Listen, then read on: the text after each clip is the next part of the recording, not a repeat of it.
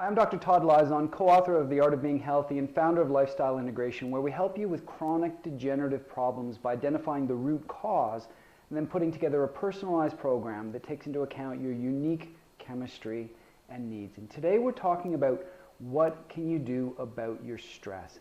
And I think it's helpful right off the bat to recognize that we will always have some stress, and there is good stress and there is bad stress. An analogy that might help us to understand what we can do about stress is to think of it as like a bank account. And with a bank account, you have to make deposits and you have to make withdrawals, just like we do in life. We've got our stresses, which represent the withdrawals, and then we have our deposits, which are the good things. And in this bank account analogy, what ends up happening is if we simply keep making withdrawals and taking money out day after day after day, as you can see on the chart, eventually you run a deficit, which might be represented by a physical symptom you might have, backache or fatigue.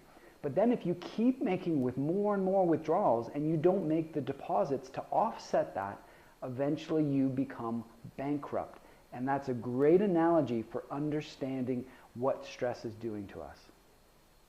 The chart you can see here represents the model that we use to help people with their health and their well-being. And you can see in the middle of the chart there that we're looking at the three stresses. And these three stresses really represent virtually every single stress that exists out there. So all of these stresses, the way that we're looking at things, could fall into one of these three categories. And those categories are physical stresses, emotional, mental stresses, and chemical stresses.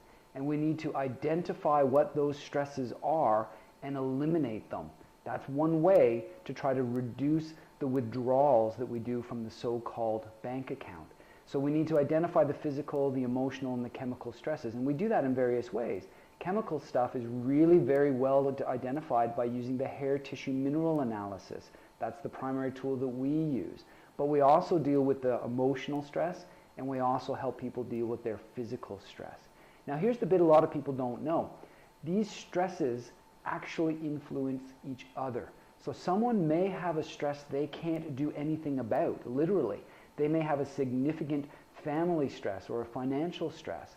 But the reality is, if you work on the other categories, you can then positively influence that existing stress. So an example is if someone is depressed, an emotional, mental stress, if you work on that person physically and you get their body moving or they go for a walk in nature, that suddenly influences their emotional outlook on things. When we work on all of these stresses in a synergistic way is when we get the best response with people. Let's take a moment to explain this stress response. And essentially the problem is 21st century living, what we refer to as the speed trap. It's the perpetual hamster on the wheel where you can't get off. It's the physical stresses, the chemical stresses that are affecting us on a day-to-day basis. And the stress response is predictable each and every time. Essentially, when you're under stress, and let's use the example of a crocodile jumping out at us, your heart rate will go up, your blood pressure will go up, your cholesterol levels will go up, along with your blood sugar levels. And these all happen for very intelligent reasons. We need the heart rate to go up to get more oxygen and blood to the body. We need the blood glucose levels to go up because we need the sugars to deal with the stress that's facing us at the moment. And we also, interestingly, need higher levels of cholesterol because the cortisol, which is the main stress hormone, is actually made from cholesterol. So we need higher levels of cholesterol to deal with the stresses that we put ourselves under. And interestingly as well, our immune system will drop because the immune system is a secondary system, not a primary system. You need to survive the crocodile attack as a priority before our immune system becomes important.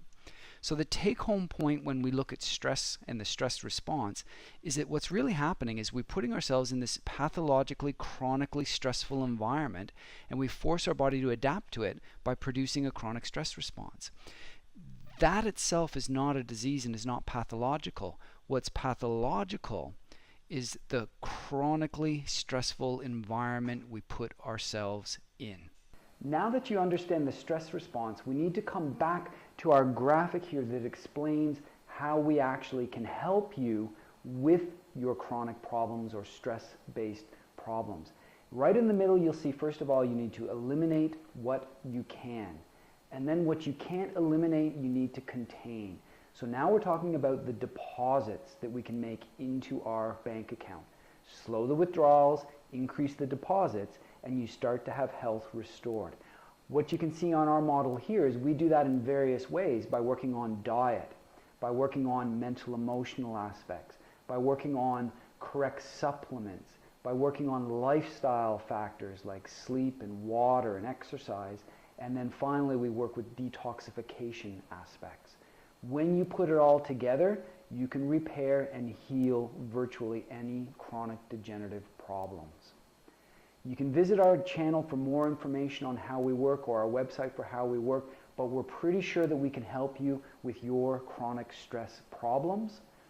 Again, for more information, subscribe to our channel, and we'll look forward to seeing you soon. Until next time, keep well.